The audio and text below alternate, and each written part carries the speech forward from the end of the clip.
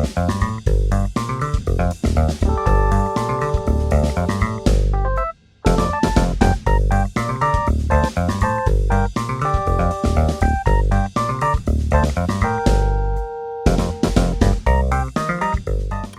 Mr. Fahad, welcome to Big Conversations by Another People. You know your name is Matovu. Yes. Matovu is also my name. Your I name don't know. is- I don't know if I don't know if people told you. No, they hadn't. Sajja bengavi kujja kwaffe tetuli basiraamu. Naye neddira n'embogo njeddira kubanga bampita Matovu Nyanzi. How does that work? Ekikola kitya? Sorry, mpanvu. For another day. Kale. Welcome to the podcast.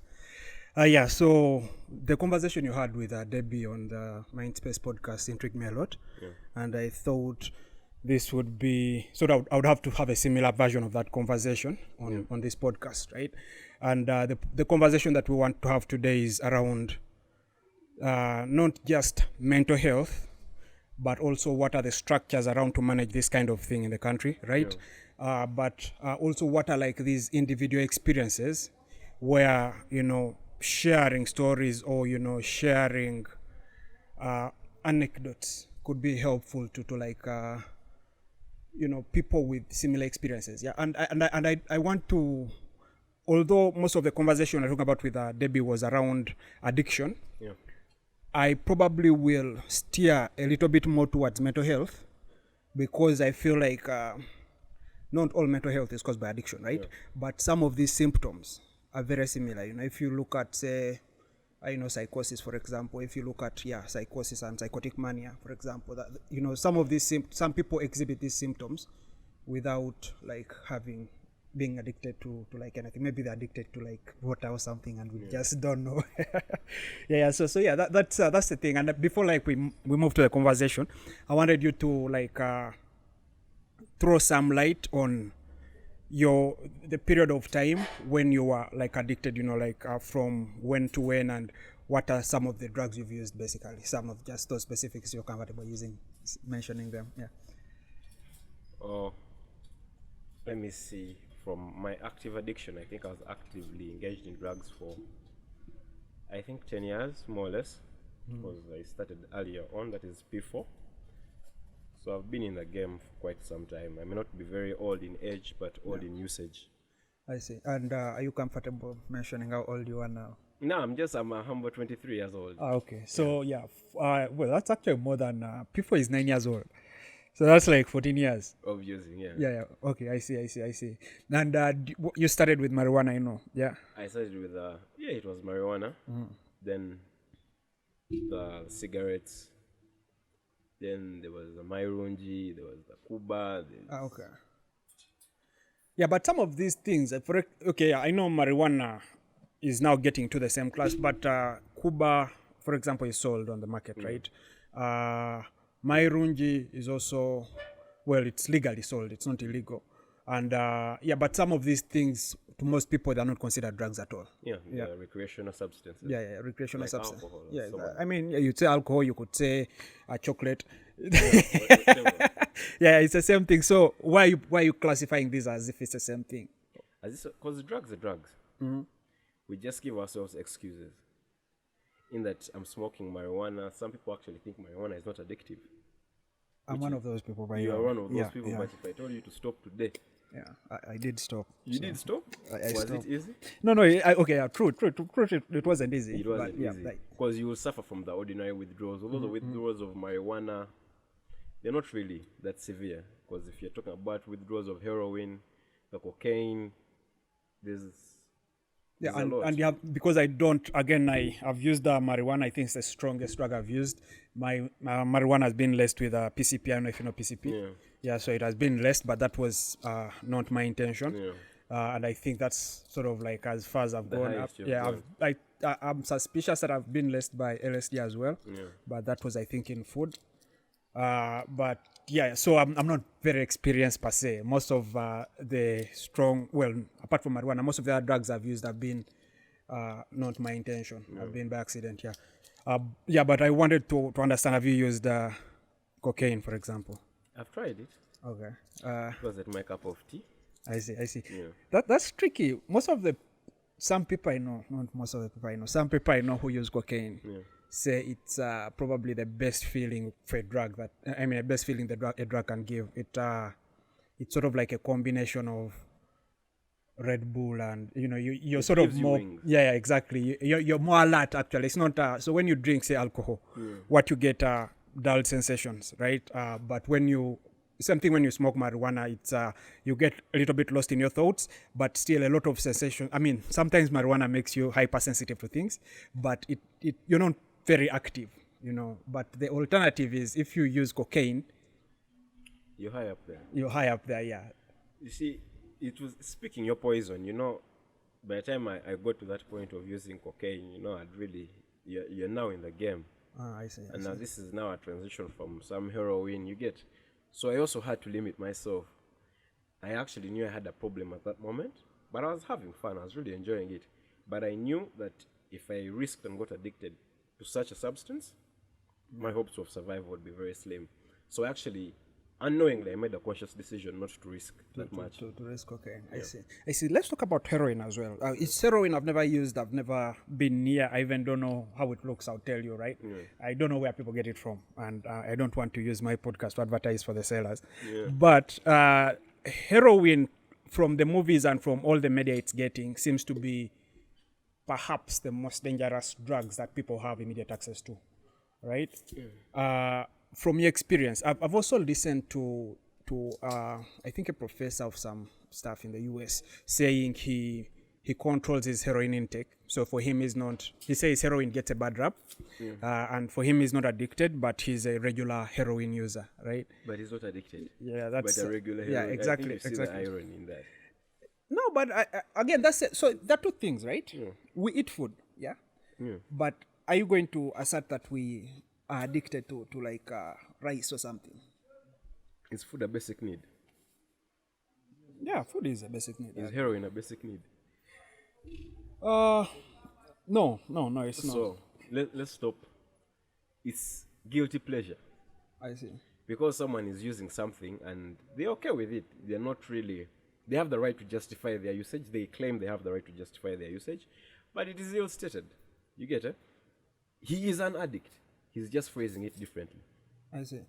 Yeah, so the reason actually I'm a bit skeptic about the term addiction itself, right, is, for example, I would use, what I'm trying to remember one thing I like to eat so much. I eat dates. These bull fruits that are very, very sweet. Yeah, intended.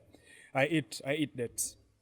Yeah, and whenever I have some money, I go buy dates and I eat if I see them on the supermarket.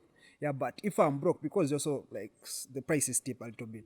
If I'm broke, I never think about. I mean, I can see them at supermarket. I'm like, today I don't want to spend my money on that, right? But when I have the money, I buy them and I enjoy them very much. Would I still be considered addicted to Ntende? It depends. But you see, food addictions, everyone can be addicted to something. People are addicted to social media, people are addicted to food. That is where gluttony comes in. So it really depends. What you see, one of the signs of addiction is powerlessness. You have no choice. Yeah, I see. Whether you have the money or you don't have the money, you have to procure the debts. The fact that you still had the willpower to actually have the money in your pocket and say, no, I'm not going to procure the debts, means you're not an addict. I see. Yeah. Okay, yeah, and I think that I agree with that definition. And so this guy I was telling you about, that professor guy, and I forget, I'll just probably share with you the conversation I had it from, probably one of those podcasts, maybe Joe Rogan or something. So this professor guy claims that it's the same thing with him, right? If he wants to say, do experiments about mind alteration, he will willingly take heroin, right? But he has been able to regulate his heroin intake for a very long time. He does not consider himself an addict. He claims it does not affect his social life. If he needs to sort of get out of society to use some heroin or do heroin to just record sort of the mental alteration as part of his research, he can do it. But if he needs to get off it, say, to go and teach, if he needs to get off it to go and be with the family, he's in position to do all that. Yeah. So that is just ignorance about addiction. I see. Because using has very many stages. There's a recreational user who will occasionally go and touch the heroin once in a while. There's a functional user who actually needs the heroin to function. Okay, doesn't really need it to function, but functions while using. Then there's a dysfunctional user. Those are people that have stopped functioning in society. They're no longer social, they actually need external help. This is when you have actually become too powerless over your addiction that you need external people to come in. That is why people end up in prisons, people end up in rehabilitations. So for him, I would classify him as a functional user. You get? He's not socially disturbed by his using, just like any other. We have so many functional addicts here who drink Nile Special every day, every weekend. But do you think they have a problem? They do not, because they are just ignorant about addiction. Only that they fall in the functional addict category, so they don't think they have a problem. It is till they become dysfunctional that they will actually get this knowledge.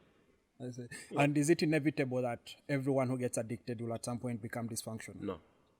Okay, so from this, and I'm just trying to have the conversation. I'm not pro addiction myself. I've had my own issues with addiction. So I'm saying, what I'm trying to get at is there anything wrong with addiction if you can get yourself to avoid the non-functional phase of that addiction?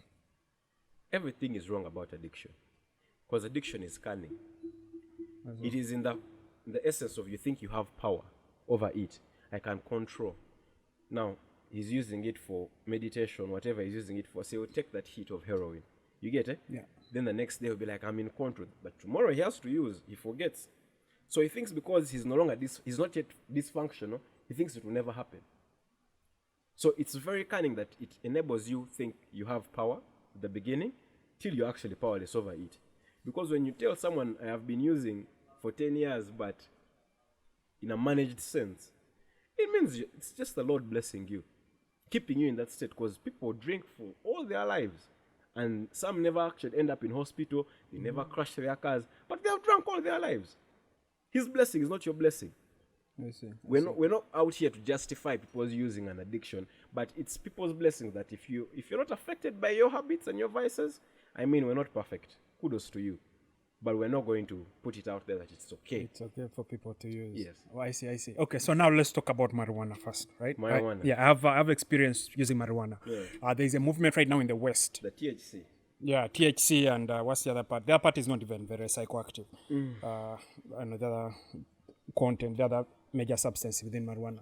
But there is a movement right now in the West, right? In the US, for example, a couple of states have started legalizing marijuana. Yeah. When in late 2019, I was in San Francisco.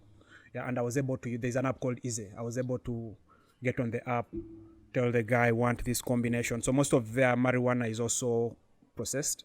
So besides removing the herbs from the trees, they take them to like a factory, and then they sort of... They're grow houses. Yeah, so even after that, so what you buy is percentages of the substance. You say, I want, say, 20% THC, or, I want it to be this strong or this light, right? And these things are available on the app. The way you would order, say, Jumia food, and you tell the guy, I want half beans and half chips and stuff like that. That is sort of the service that's available. Yeah. And I did that. I was trying to experiment and see how it is. I got my marijuana. They almost chased me out of the hotel because apparently they didn't allow to smoke from the hotel. But, today, if there is now a movement to proactively legalize this shit, where are you getting the audacity to tell people that it's not good for their health? Exactly, yeah. Okay, let me first finish this. By the way, there's also research that things that are legal, and I know drugs that are legal, like alcohol, for example, right? Way more dangerous if you look at numbers compared to marijuana. And of course, most people make the case that it's not a fair comparison because since alcohol is legal, the sample space is big, right? If you look at people who, say, go into road accidents because of using alcohol, those are definitely more than those for marijuana because way more people are using alcohol because marijuana is illegal, right? And so the case that, because alcohol tends to produce the sort of more adverse side effects in society, is not a clear case for legalizing marijuana, but there have been many studies that show that marijuana, even well, not just marijuana and most of those psychedelics, right, have been used before the whole white man civilization thing by a lot of the traditional people to, meet their gods and stuff like that. Cure disease is one thing, but also meet to like their gods, hallucinogens. to hallucinate and stuff like so that. the good thing, the key word I'm going to take out of this is the West. Okay. Period. This is Western culture. When Travis Scott tells you highest in the room, they are marketing their products. You get? You need to understand that these people live a very different reality from your reality. How so? I want to understand this way better. Okay, so here's my reservation with that, right? If we are thinking of addiction as an individual struggle, right? If you're telling me that because I'm not Western, I should consider marijuana an issue and someone else in the West shouldn't, just because, quote unquote, the realities are different, what do you exactly mean by that? You remember those days when, if you actually told your parent you smoke marijuana in Africa, Yeah. you already have a bad. But you see, youth is such a very intriguing stage. It's just guilty pleasure. Because the West, there's so many ideals we get from the West that we want to incorporate into our society, and they're not the right ideals. Because I mean, when you're in San Francisco, if you went to those beaches, even the mere streets, I think you're seeing women walking half naked. You get it? Yeah. But trust me, you as a person, would you want your wife walking half naked on the streets? Well, San Francisco, I wouldn't mind. In some where there you get, because when you're in Rome, you behave like the Romans. Yeah, it's like going to hell. When you go to hell, you're not going to be under the shade. They're going to scorch you. Yeah. You get? So that is guilty pleasure. These people are doing drugs, they're selling drugs, and they're monetizing drugs. You get? This from back then. I mean, from the opioid pandemic in China. They know the effects of drugs. The US government has actually funded drug wars and drug just to get people hooked, killed, and it's business. It's down to the numbers and down to belief systems. You get? We have lost our identity so much as Africans and as civilized societies that we no longer question systems. You get? These are the same people that brought us Christianity, but up for LGBT. You get? Can they read the same Bible that they brought to us? You get? That is why I had to, if I am Fahad, I had to understand that Musajagwe, you are a Muslim. You get it? And Islam is a way of life. I mean, I am so content. I am so peaceful. Tewali chebangamba. I see. You get? Yeah. I'm not for drug use in the sense of the recreationalism. But do you need to take drugs to do something recreational? Why don't you go hiking? Why don't you go jogging? We're just justifying the wrong things. Guilty pleasure. You take pleasure in doing something that is wrong, but because everyone is doing the consensus that because they are doing it, as you said, you wouldn't mind your wife being half naked in San Francisco. It's guilty pleasure. Yeah, no, so what I'm failing to understand here is what's wrong with that, right? What's wrong with that? I sort of, I get the concept that this is guilty pleasure, right? And, some people like to hike, some people like to swim, some people like to walk, some people like to play Netflix, to watch Netflix, some people like to play FIFA, right? Everyone has that thing that makes them content. Yeah, exactly. What is wrong with me sitting, and again, I don't want us to use the umbrella term drugs. Yeah, if we can focus a little bit on marijuana, right? Because, I know, for example, some of the stuff that American government has done, especially against the black population with the war on drugs, and what the Brits also did with opium in China, for example, those are really extreme, and that's typical of like, the white mentality, sort of the conquer the world mentality. The white mentality that we are trying to adopt. Yeah, but and justify in our own country. Yeah, but the question of individual recreation, right? So I'm talking about some of the research that has come out, that marijuana is safe to use, under moderation. The research that has come out that although marijuana, this is sort of scholar, I don't know if scientific is the right word to put it, but these are people like scholars writing in peer-reviewed journals and publishing their work, and their work being accepted as, definitive research, for example, right? And these people are saying, using marijuana, of course, some people there are some people who are prone to, to psychosis and stuff like that. Yeah. But there are some people who get psychotic from alcohol as well, right? There are some people who just get psychotic. No one knows why they're psychotic, but there are some people who just have the mania, right? So some people marijuana triggers that, yeah. But according to so-called research, it's not everyone, right? It's not everyone, and there are some people who actually get, who are more creative under the influence, right? Say most poets that we read, most musicians that we listen to, they get more creative under the influence. And the idea of people and again, this is, I feel like I'm just playing devil's advocate here, right? I'm not, and I'm going to tell you my other reasons why I'm against this as well. But the idea that we come out and just say, let's legalize, let's illegalize, I don't know if that's a word, let's make marijuana illegal, for example. Let all parents just take measures to stop their kids from using, for example. Most people are coming out to say maybe this is not a smart approach. Yeah, because I do believe legalizing it to some extent as well is a pro. Okay, I see. Because, let's take an example in the West. Those states where it's not legal, if they find you with it, as a black man, what will happen to you? Yeah, true. You'll enter the system. You get it? Yeah. So at the end of the day, it also comes down to equity. I mean, it's just like alcohol. They brand the bottles, 18 and above, drink responsibly, alcohol is harmful to your health. You get it? But it's also a marketing strategy. When you tell someone not to do something, the curiosity. You're making them curious. I mean, why are you telling me not to drink? I mean, I'm 17. Just why not? But they never take the full mantle, the blame, the repercussions. They do not know what the alcohol is going to do to the person who's drinking it. You get? It's like smoking your weed and whatever. It might be good recreationally, but to what extent? The extent of legalizing it is fair for security purposes. You get it? And to avoid discrimination. Oh, okay. Discrimination, I get. Yes, yeah. Just the essence of discrimination that, what, yes, it's your vice. Everyone out there is drinking, you get it? So if you have decided to do it, well and good, we're not going to punish you. It's your life. But act responsibly.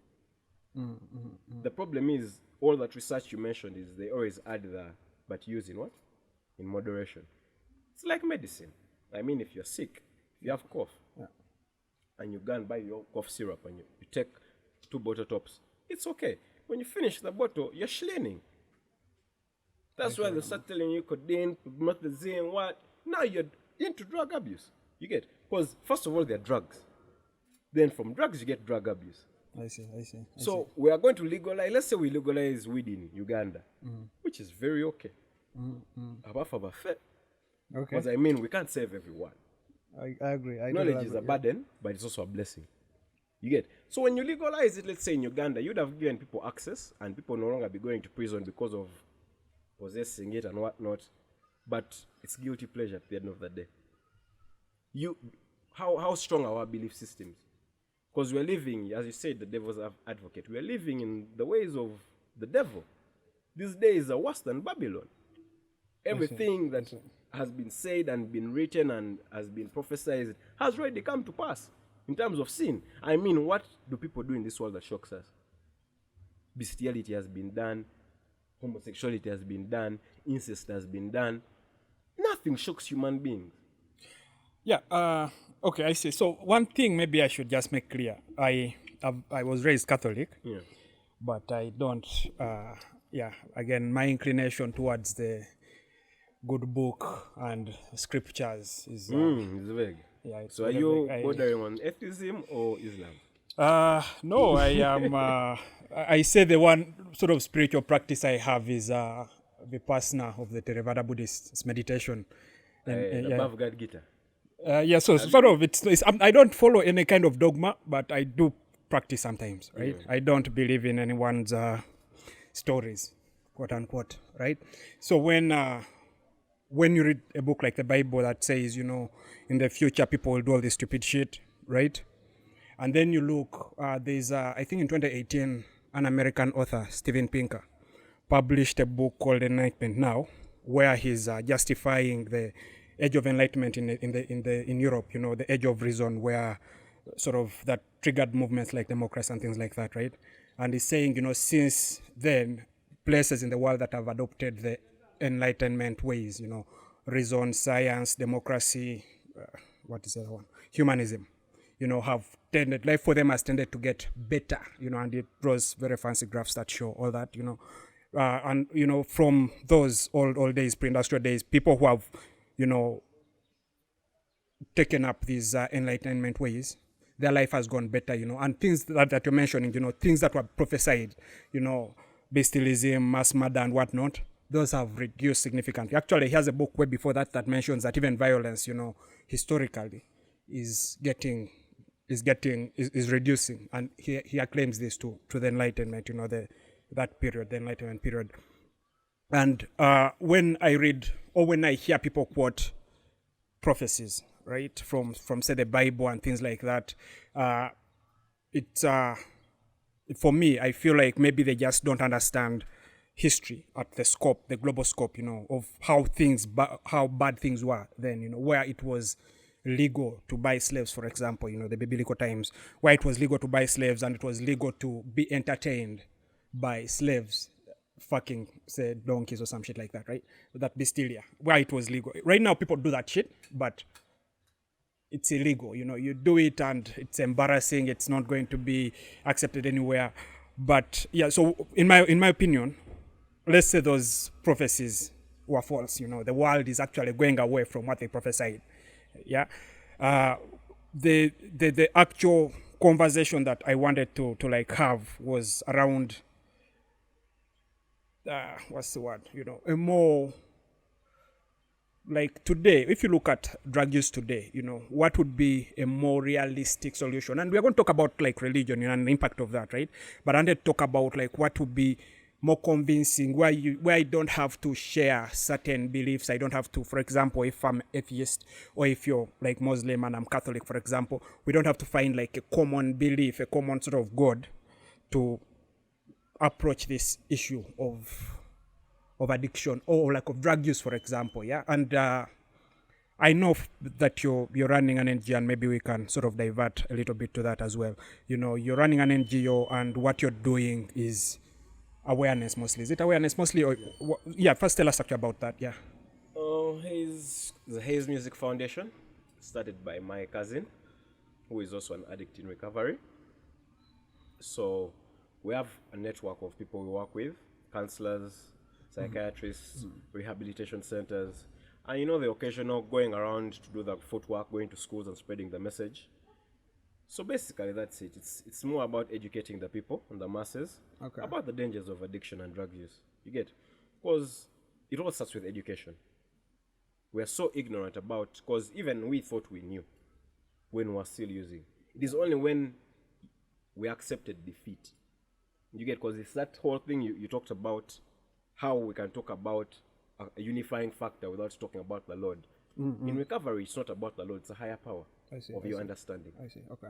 It's the first step, actually, the first two steps of AA and NA, that is Alcoholics Anonymous and Narcotics Anonymous, talk about a higher power. You have to believe in something much greater than yourself that will restore you to a state of sanity. If you believe that for you can make clouds, I'm sorry for you.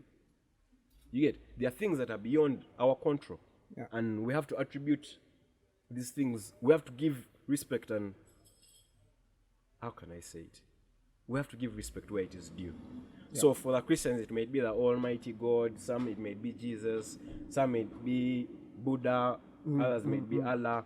By the end of the day, there's a higher power. Okay, I see. So we believe you have to accept powerlessness. As I said earlier on the podcast that I did some time back, you are only a human being. You can only help me to the extent of your ability. But there's the higher power who is perfect, omnipotent, all-knowing, and you accept your powerlessness over your illness. Because it is insanity. Addiction is insanity. Because insanity is described as doing the same thing over and over again, expecting different results. I mean, today you have smoked your blunt. You have smoked 2 blunts. Yeah. Tomorrow you have smoked 2 blunts. Thinking your problems are going to go away. You do it over and over and over again, expecting different what?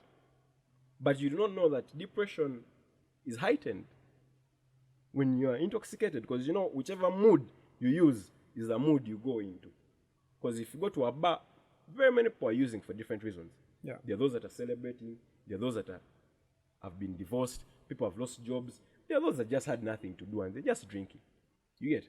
So we have to admit our powerlessness to a higher power and submit and know that I have failed to do it on my own, but I do believe by entrusting my problems onto something much greater than myself, I'll be led to a point of recovery and sanity. I see. Yeah, and I mean, I definitely don't disagree with that double negatives there, but I don't want to say I totally agree, but there is nothing that I disagree with from what you've said, right?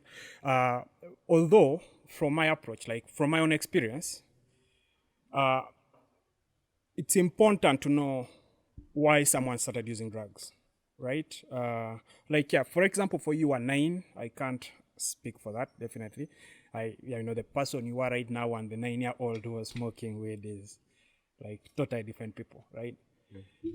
But from when I was in high school, I used to sell weed. I would jump out of school, go procure weed, come and sell to rich people's kids, and I would, be able to sustain myself. And I'll be able to have extra money. Basically, it's not sustaining. I had enough to sustain myself, but I was scared again because of the stories and the sort of stigma around how why one shouldn't use and the negative stories around usage. And so I left high school, and I think my first year at university as well, and I never smoked. I used to drink, but very, very casually. I just don't enjoy drinking. Even up to now, it's something I can do, but it's not for me. So basically, you are following the number one rule of plugging. You don't get high off your own supply. Yeah, so that was well. Yeah, that was well. The money that came in from the guys would give me enough money to buy things I actually liked, rather than using my own supply. Yeah, but I also by the time I never tried like weed. Yeah, I'm saying like you are actually selling the weed, but you are not using it. Yeah, I was not using. Like so many people actually have liquor shops but don't drink liquor. Yeah, true. But because everything is spiritual. We're going to, because this is big conversation. We're going to talk about realistic things. Yeah. Everything is spiritual. Yeah. I mean, if you sell someone a bottle of alcohol and this person commits murder, I mean, ordinary society would tell you have no crime. Mm-hmm. But on the moral side of it, you're part. You get it? How so? You're on the linkage. How so? Because you see in Islam, our God prescribed condemnation to the person who grows the millet or sorghum to be used for production, the company that brews it, the people that transport it, everyone on the chain to the final consumer. You're all one. I mean, why do you, if you own a brothel, you're not the one having sex there. You're not the one engaging in immorality, but the brothel is yours. You get? It goes down to guilty pleasure. Yeah. So, yes, you were not smoking the weed, but you had an effect on whoever, because I'm sure some people might have even gotten expelled, but because of solidarity, they let you off the hook. You get? But you were part to blame. Because if you had not brought that weed into the system. I see. So there is the other conversation, the Vanyankole conversation. If my father doesn't steal the money, someone else is going to steal it. Right? So if I hadn't sold that weed, someone else will. But at the end of the day, thank you for bringing up that example. If someone doesn't steal the money, someone else will. Someone else so for you decide to steal, because you're working for your own money. Yeah. You get? So it's all guilty pleasure. I mean, in life, sometimes there are no gray situations. It's either black or white, right or wrong. So the other way to look at this, right, is the guy who sells a knife, right? So I have my liquor shop. My intention is not sell to people who are going to knock other people, right? And I accept to put those stickers on my shop that say don't drink and drive, blah, blah, blah, blah, blah. Yeah, but the example of the guy who sells a knife, I sell the knife for you to take and go and peel at home, right? Peel your matoke at home, yeah? But if one day your husband pisses you off and you use the same knife, you use the same knife to cut off his dick. You use alcohol to wash clothes. Why do you? No. But So I'm saying alcohol is for consumption. yeah, but the majority of people who consume alcohol Do people don't shower have. with weed? No, but that's Were they using it like that, kayayana or something like that? But it's the same thing. People don't use weed to kill people. People don't use weed to do bad shit. Most of the people who use weed or use alcohol, use it to have a good time. And those are the people I'm targeting. Yeah, to have a good time. That is. You see, this trend of party after party in Uganda, people are miserable. No, true. I agree. We are very, very, very poor, first of all. We should acknowledge we're in a third world country. Yeah. That we actually look at ourselves as competition. How can you be my competition? Yeah, I know. I agree. People out here, we are masquerading. Misery loves company. Yeah. People go to bars day in, day out, not because they are happy. Let us stop parading vibes. We are happy. You are happy what? You wait the whole day, you wait for 8 p.m. Then you come out and start shouting you're happy. During the day, what were you doing? People are out here peddling. People are struggling to make money. Then they go to bars, party after party. Let us stop being hypocritical. And people are depressed. People are sad. People need company. You see, there's, like a gang. You know how mobs derive their energy from? Yeah. Numbers. Yeah. Strength in numbers. When you walk into a bar and it's full, chakute. Even if you didn't have fun, you'll be like, man, chakute. Yeah. No, I've seen that. That is true. That is true. Yeah. But man, people are drinking for you. You just try it today. You go out and ask 10 people why they are drinking. But I guess the question is, what's the alternative, right? Because, and I agree with you totally. Yeah. Most people are drinking, and the majority of people who use drugs is because they're depressed. But most people go for these alternatives because, the other alternative is what? What else am I going to do? Stay home and meditate and read the Quran. What am I going to do? You see, the problem is we are cowards. Okay. We are cowards. It takes a great deal of courage and honesty to be really honest with yourself. You get it? We are cowards and it's fear or flight. Human instinct. People are always drawn to the easier things in life. People do not want to confront their own problems. You get it? The alternative, trust me, is painstaking. It's a very slow, painful, and gruesome process to recovery. But trust me, the benefits outweigh. It's only when you have actually tried the alternative. The problem is being high is the new sober. Yeah, no, I agree. People they don't have the alternative we are talking about. This is when they're actually going to get the alternative. Because mental health is so underrated that they think they have no alternative. That's the problem. They think their life is as it is. They don't see their life. Imagine a 30-year-old, 33-year-old, a 40-year-old. They have been living their life for 10 years. And lo and behold, most of their dreams may not have come to fruition. Because, trust me, when you're in the bar, I don't think people make friends in the bar. Yeah, you make drinking buddies. You make drinking buddies. Tomorrow you go, you become hospitalized and see if they want to drink. I agree. No, I agree. You feel me? Yeah. A wealthy man on Tuesdays playing golf is going to the sauna. This is, you're not going to meet business people in Kafundas at your Manya Duran Jacks, Manya Caliente. No. People of substance. The problem is we also entertain a lot of mediocrity. Because we're already suffering as individuals, we do not want to surround ourselves with people that challenge us. We want to be in a state of, it's a comfort zone. No, I agree. But so So I agree with everything you've said, right? The alternative. Exactly. We're talking about the alternative. Yeah. Just be honest with yourself. So again, you're right. Yeah. But you also, the word is, you're making this so simplistic, right? There are truths that I think I know, right? When I read the Bible, and I read some of that shit Jesus says, I'm like, you guy. Yeah, you're on point. You're on point, Maybe you did not fly to heaven on a cloud. Maybe that is vague there, but you're on point. This thing you've said about truth is the truth will set you free. That thing is so true. It's true. Yeah, but now when you come back to life, right? How do you apply? How do you apply this thing? For example, and I had an issue with marijuana myself, right? I used to. So let me first tell you the story of how I started smoking. And actually, that's what I was going to, how you start. Because for me, I felt it was the biggest part of why I stopped, right? So going to university and, most of my high school, I was very shy, just naturally shy person. And, very reserved, very shy, very quiet, very reserved, right? I remember. Huh? Were you insecure? Yeah, I mean, of course, it's obviously psychological and whatnot. I don't analyze myself, but I'm sure it's, it's one of those very cliche psychological things, right? So that was who I was at that point, right?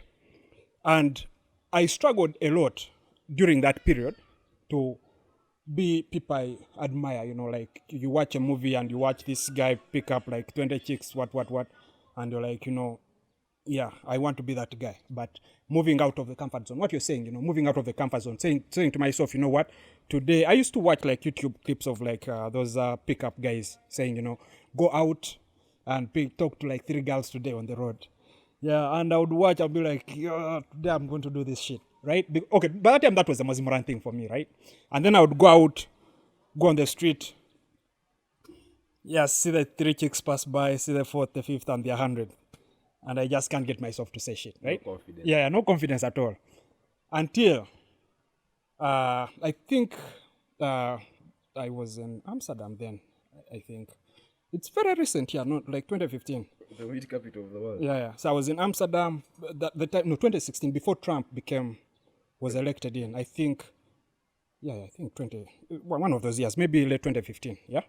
So I was in Amsterdam, and I was with the guys I worked with, and they were all Americans, so they hated Trump, obviously. And we were arguing, and I was, again, the devil's advocate. I was saying Trump is the baddest guy America's ever had, what. And so we go to a coffee shop. So coffee shop in Amsterdam is where you smoke from. And we smoke, and we debate and smoke. And that's the first time that's probably the most high-quality shit I smoked, the first high-quality shit I smoked. But that's also first time I'm smoking casually. It's not like I'm experimenting. It's not that I'm trying to. I was already scared. Even before when I was selling marijuana, I was really scared of like using it. But when I was in Amsterdam, I was like, yeah, let's go for it. And I remember there was a UFC fight. I forget which one it was that same night. So I go and watch TV when I was high, and I could feel the punches. The guys were fighting. I would really see the punch landing on the guy, and I would feel the pain. I decided to go and sleep. I woke up in the morning and Trump had won. Yeah, and I was a different person. I literally remember my life before that moment and my life after. I was confident. We're going out, we're chatting. We'd go to bars. We talk. I call for like those boo babes for my bosses. And I would be there and also one. I'm like, who the fuck is this guy? And like I attribute all that to, maybe there were like other things, but in my story, I attribute all that to the marijuana, right? So at some point it starts to wear off. I come back home like a few months or so, it starts to wear off. And now I start to feel like I'm going back to my old self, And I'm like, you know what? I know the solution now. And I pick up a spliff and I smoke. And yeah, I mean, sometimes it works, sometimes it doesn't work. When it doesn't work, you make excuses. And I hope I don't offend you here, but it's the same story I hear people who believe in, like these pastors say, when Mbonye prophesies something and almost something like it happens, they're like, see, our guy is a real guy. If it doesn't happen, they're like, they create excuses for the guy. That was the same scenario I was in, right? But then at some point, the sort of the slope became very slippery, right? I would smoke more than once a day. I would start now cutting work to smoke, shit like that. And yeah, I didn't have like a higher power per se, like a God to pursue. But for me, growing up, I was always worried of poverty, right? Our parents are not that rich, but we were okay. Growing up, we were okay. But I was always worried that if I sleep, I don't have the kind of parents who will pull me up, right? I have to like keep myself up there. And so the thing that scared me the most from like falling deep down was the worry that I'll become poor at some point. When now the addiction stops me from working, right? Become dysfunction. Yeah. And then now I start to like sit down and rethink, why the fuck am I smoking, right? Because for me, again, I enjoy the weed height. Even like up to now, I quit and I smoked a few times after, I think you mentioned that in your mind, the headspace. Relapse. Yeah, relapse. You mentioned relapse, and I would relapse, I would quit, but I enjoyed all my heights. Okay, not all of them, but most of my heights, I enjoyed them. When people are smoking around me, I get the nostalgia. I remember how nice it is to like be high. For me, it was real euphoria, right? But I make the decision to, do the hard stuff, be honest with myself and be brave and all that, because there's a bigger vice, right? If I keep smoking, I'm going to become poor. For me, that was the only thing that worried me, right? Right now, I'm thinking if I walked on the road and I picked $1 million briefcase, I'll probably just go back to smoking, because now my biggest worry is over. Yeah, and that's the thing is, I remember where I started, and at that point, I think I'd cracked the confidence game. I was not super confident, but I was just naturally confident. I was confident in a way that I was comfortable with myself.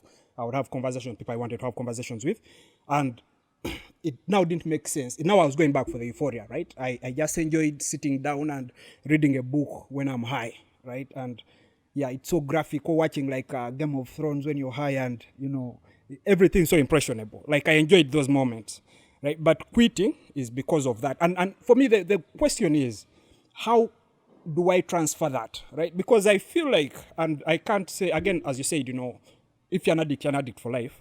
I think for me that hit right? I feel also like anytime I can slip up, right? Yes. Anytime I can slip up. But these days that I've been able to hold myself up, how do I move that? The stuff you're doing with your organization, how do you move that to help the next guy, right? How do I make sure a guy who's struggling, who still thinks there are advantages to using, right? How do you help them, first of all, not switch off, but tone down until zero, right? Because I felt like for me when I was getting off the weed, that was the case, first, the discipline, smoke. If you smoke Wednesday, skip Thursday, smoke Friday, that stuff. And then, okay, now smoke twice a week, smoke once a week until weaning off. Yeah, something like weaning off, exactly. Yeah. So yeah, I'm wondering, how do you like package that message in a way that is comprehensible by an addict, a person who's actually oblivious of their struggling. They don't know that they have a problem. Yeah, they don't know that they have a problem, but you can tell them, hey, you know what? If you tell them the hard lessons, just be honest with yourself. You have to do the right thing. The fruits are there. That is just not convincing. It's too much to take in. Yeah, it's too much to take in, and yeah, it's scary. Actually, you're right. Yeah. So how do you like structure the message in the way? I don't know how you guys doing it from say what you're doing. Yeah, to structure it in a way that someone can. They don't have to feel like they are giving up their life to yeah. Because one counselor actually used to say, when they're telling you to stop whatever you're doing, it's like telling you to stop doing what you love. It's very hard, it's very painful, but it also starts from the people giving help. I have to embody the message. To all the people out there who I tell, you know what, we quit, we did this and this. If ever they came and they found me on the other side of the wagon, that would mean a lot of trouble. I would have given those people an excuse to what? I see. Go back to their vices. True. Then another key part of recovery is it's one day at a time. First, it's knowledge. First, you plant the seed. Rome was not built in one day. Sugarcane doesn't grow in one night. You get it? You plant seeds. First is knowledge. You inform. You let the person know that, you know what, there's a problem, but it's not that bad. I mean, there's so much hope, and we have so much time. Yeah. You get? Because recovery is one day at a time. You say as an addict, you also know that the probability of you using again is always there. Yeah. You only pray for today. Yeah, true. I agree. So you have to release. There's anxiety that comes from thinking about the future. In that respect, what am I going to do on Sunday? What am I going to do on Saturday? Detach yourself from the future. Only pray for today. Only make sure you do not use for that day. Because it's in those small steps, in those baby steps that you create progress. One, because there are people who can't stop smoking. They are chain smokers. A person smokes 2 packets of cigarettes a day, 3 packets of cigarettes a day. That person is not like the person who's smoking 2 cigarettes a day or 2 joints a day. You have to understand people's skills. Yeah. So you have to first of all, regulate. Wean off, as we say. Cut down on the usage, because the only place you might be able to go cold turkey, all in, is when you're rehabilitated or you're in prison. That is when you're actually, the access is cut off. Totally cut off, yeah. But when you actually have access, it's about building, first of all, acceptance. Because the first stage of being an addict is denial. The person has a problem, but they don't believe they have a problem. They refuse to accept they have a problem. Yeah. If someone is not willing to get help, they're in denial. And that is one of the hardest people to help. Because that person will always believe they're right. And if someone believes they have no problem, you can't give them a solution. Yeah, no, true. I agree. Yeah. I agree. So eventually that person was smoking 2 packets a day, 3 packets a day. Tell them, man, let's tone it down, get them to 2 packets a day, get them to a packet a day, get them to 30 cigarettes a day, get them to 10. Eventually, in those baby steps, they'll start smoking 2. They'll start smoking 1. But they have to be willing to let go of the habit.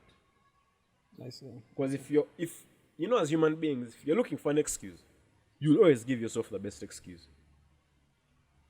If you have it in the back of your mind that, man, next week I'm here struggling, but I know I'm going to touch, you have killed your recovery. Because you're already planning a relapse. And relapse is not even a sign of recovery. It is a sign of your addiction remanifesting itself. Yeah. So once the person makes it the first day without using, they are going to experience so many changes. First of all, sleep. You're going to, because learning to do things the sober way is also a challenge. So we're going to have to learn how, because it's going to be exciting but frightening at the same time. Because the thing about recovery is the fear of loss. Because using became your identity. You didn't know who you were without the bottle. You didn't know who you were without the cigarette. You didn't know who you were without the weed. Because at the end of the day, it's now part of your persona.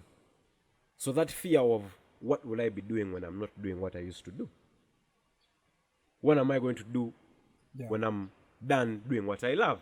I mean, what next? So that fear of loss. So eventually, when someone overcomes that fear, now recovery starts. Because that's where the higher power comes in. You accept powerlessness. You accept how powerless you are. And hope and faith are all you can cling on to. That, I'm letting go of this bullshit, but I know my tomorrow is going to be much better. It's that hope. Because people out here are dead inside. People have no hope. If someone has no hope, has no faith, they're existing. They're not living. Yeah, the other thing for me that I had, the issue that, for example, in my case, that I had, especially with the concept of God, and again, I was raised, I want to re-emphasize it, I was raised Catholic, and I used to do the church thing, Mujiji, what's that, confirmation thing, right? No, I went for confirmation in my P2. Okay, now we're going to start questioning your basement. Yeah, but I used to do that, right? Yeah. And I was very good at it. And the stories for me fascinated me. And I remember when I was a kid, the one thing that I was most scared of among everything else was God, because again, the story is about God knowing what you're doing, what you're thinking and whatnot. Yeah. So every time, and I think this is, for me, that was the root of like my anxiety and shyness, right? Like growing up, and, there is this idea of someone, because again, when people are telling you about God, they humanify him, some way, because they say God is this being that you think of him as a person. And when you see, the movies of like Jesus, the white guy, or, God in the sky with the white guy with the white beards, right? When you're a kid, those are impressionable, right? Those leave a significant mark. So you're thinking this white guy with white beards looking down at you, seeing as your the thoughts. West portrays him. Exactly, as the West portrays him as black. Yeah. No, but that's so. I'm saying, like, for me, like from my POV as a kid, again, by this time I'm not exposed to like Western perspective. By this time I'm taught Western perspective as the way things are, right? Yeah, is the norm. Exactly, as the norm. Yeah. So most of that when I start with my struggle to like quit, the thing that I realized that I have to do first was let God go as well, and the reason for that is, for me, what you're saying, sort of submission, for me came in as an excuse, right? And I would remember God when I'm now lighting the weed, or when I'm at the guy's shop, when I've gone to the guy's shop now to buy, right? That's when I'll be like, that he's watching. Yeah, that's when I'll be like, you know what, since you're powerful, if you wanted me to stop, you'd just, click your Grant finger you the something, power. just make me stop. So let me do it because you're fault. And the thing that I took on a meditation practice, right? And I think for me that was mostly what reinforced my own will, how to master Mastery of attention. self. Yeah, sort of mastery of self. For me, it was mastery of attention, basically. If you can, because again, when I was busy, if I had like projects and I had to play football and I had a lot of stuff to do, I would go like 2 weeks without smoking, right? And that's the good thing with marijuana is it's not like cigarettes per se. It's not a thing you crave. Yeah, it's when you're busy, it gives you your space. It's those times when you're bored, when it comes in as an alternative. You're like, shit, now I'm done with everything. What the fuck should I do now? It depends. That is a functional addict in you speaking. Maybe okay, yeah. No, true. By the way, yeah. For my experience, it was that. Like when I'm done with like work and done with like shit has become so hard. Those moments where normally you procrastinate. You have a big task and you just don't know how you're going to break it down. And you're there sitting, you're like, now what the fuck should I do? That's when the marijuana would come and be like, oh, don't forget, you have an alternative that can take you away, right? And that's like where it was. But for me, the decision to like say, the higher power, there's no higher power. This is just me, right? And for me, that was actually my moment of recovery. Like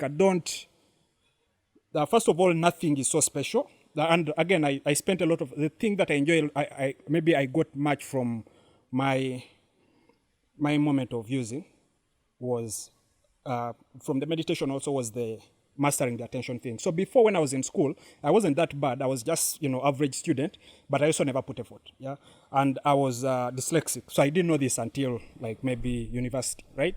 I can't like give me a book and I read. After one page, I just don't remember what I've read, right? But marijuana would take that away. So marijuana would help me actually focus. I could read, I read Game of Thrones, the books, right? And I could read very huge books. I maybe Harry Potter. I read Harry Potter when I was a kid. But apart from Harry Potter, I never read any other big books. I never read Lord of the Rings or any of that fantasy stuff. And that's the stuff I really enjoy, right? But that could take me away because I was smoking, right? And so when I start to weave off, most of the consolation I had is I had read also a lot of like physics and a lot of like neuroscience and a lot of that shit that sort of put a structure in my head, in my mind about how the brain works, for example, and all that stuff. And I was able to say, no, I don't like a higher power. This is just a brain doing this. Of course, I don't understand these things scientifically, but I had like an analogy, basically, something I could place in my mind and say, this craving is because of some chemicals and some adrenaline. I know some technical terms like that would console me. Yeah. Are you an atheist? No, I would say I don't really think about God. I don't think the God question now for me is a question at all. What do you believe happens when you die? So that's the thing, is you think I believe that I'm alive. What? Yeah, you're making the assumption that I think that I'm alive, right? So again, is this an illusion? No, it isn't an illusion. This a facade to you? So this is what I do in my real life. Yeah, no, let me first. I'm explaining this. Yeah. I'm a software developer, right? Yeah. And what we do is we build some automated shit, right? You can build a robot that communicates with, like, you can have a chat with a robot, and you can't tell, for example, that this experience wasn't with a human being, but with a robot, right? That is possible, right? But now the question is, from the robot's perspective, does it exist? It can fulfill that function, but is it alive, right? Does it think it's alive? So all this, I think we're talking. And again, if we can go into like some deep philosophical shit. Most of this, again, I got messed up when I was smoking. So I have that excuse. Actually, yeah. It's a very nice excuse. I have a very good excuse, yeah. Because you see, at the end of the day, I'll tell you this as a brother. You shouldn't run away from that reality. You get? Another thing about religion, yes, there's a lot of blind faith that comes with it, but we're not stupid people. The Lord gave you a mind, or whichever person you believe in, He gave you a mind to question systems. Yeah. I know what Buddhism says. I know I've been in Christianity for, I don't know, much longer than I've been in Islam. Yet I was born Muslim. You get?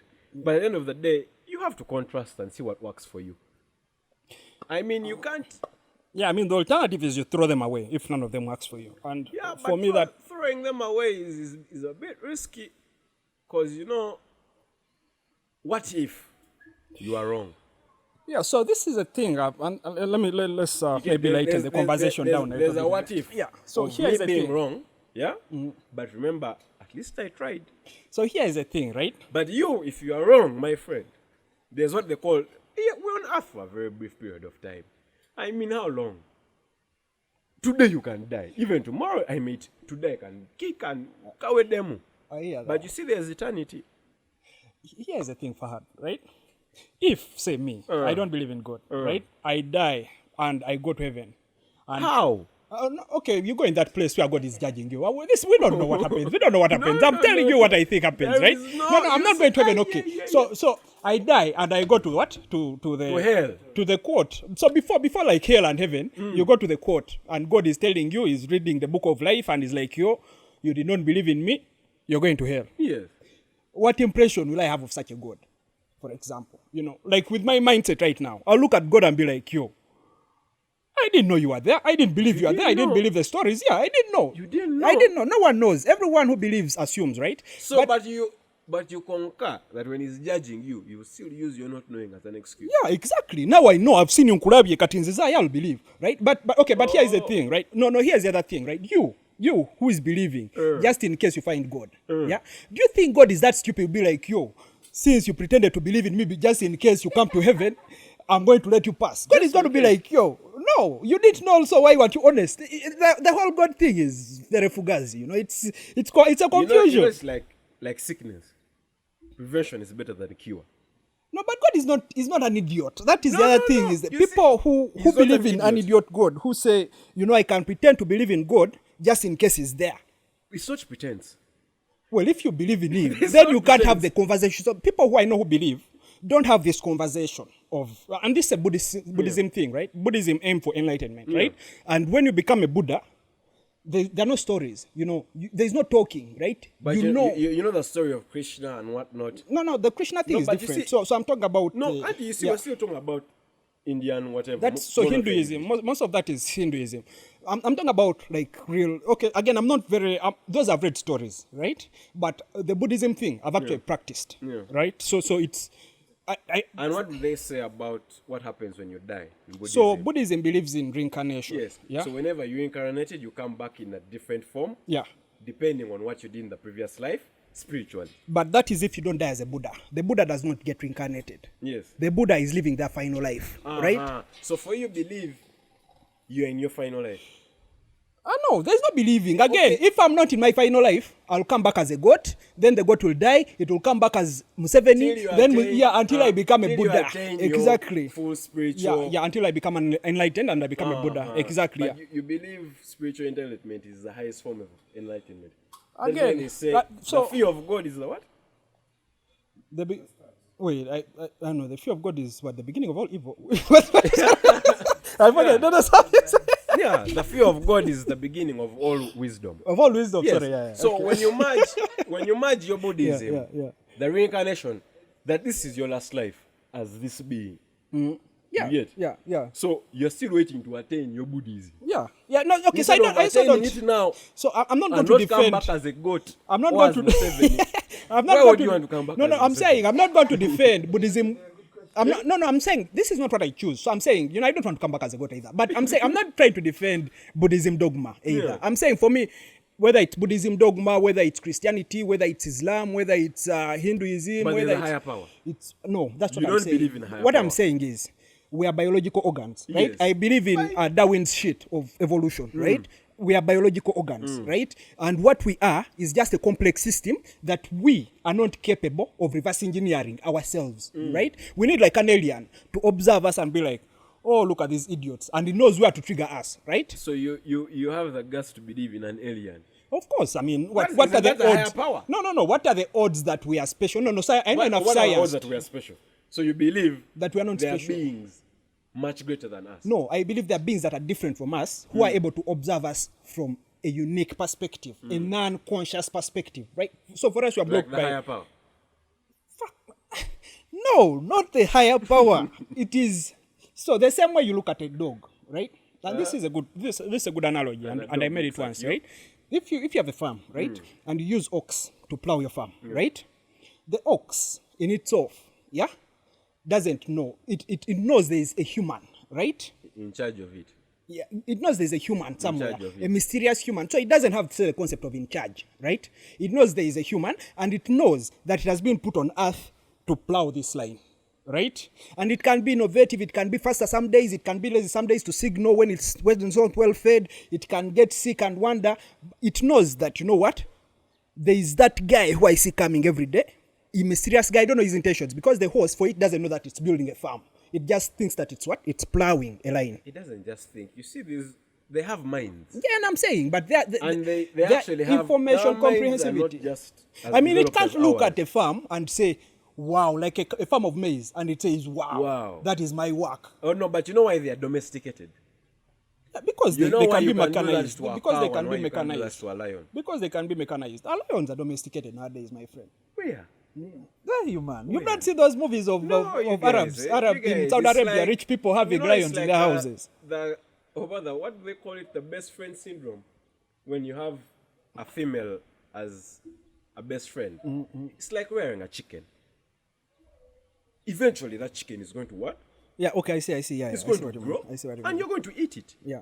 So, when you have a lion, you'll have the cub, yes.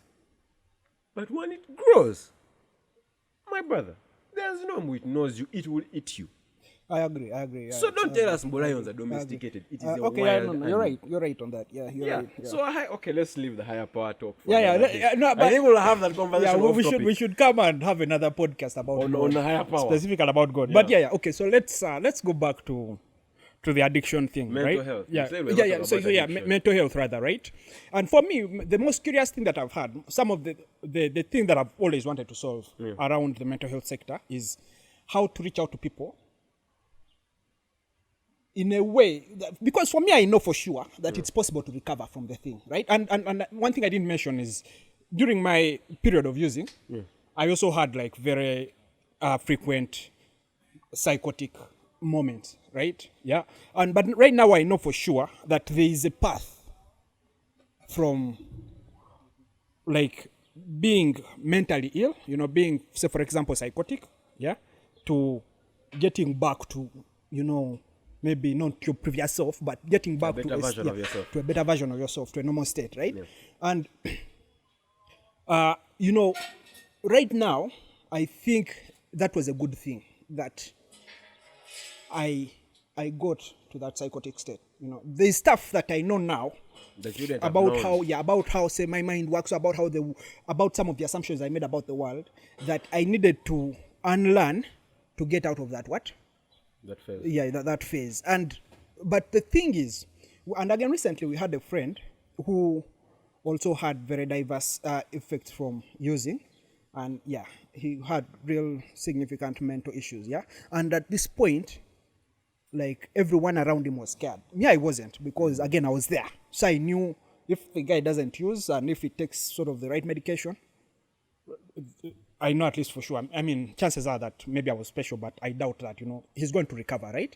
But at that moment, most of the people around him were scared. Yeah, and because this is foreign, the thing about mental health and the stigma that is part of our culture about mad people is this guy. Yeah, mad people is a very strong Yeah, term. exactly. But that's a word, that's the social word. That's what they term. Yeah, that is the I social remember word. the first time someone called me mad when I was having one session. It's like, Yeah, exactly. So exactly. So there's the stigma that comes with that is most of, say, the society around him, the parents and the siblings.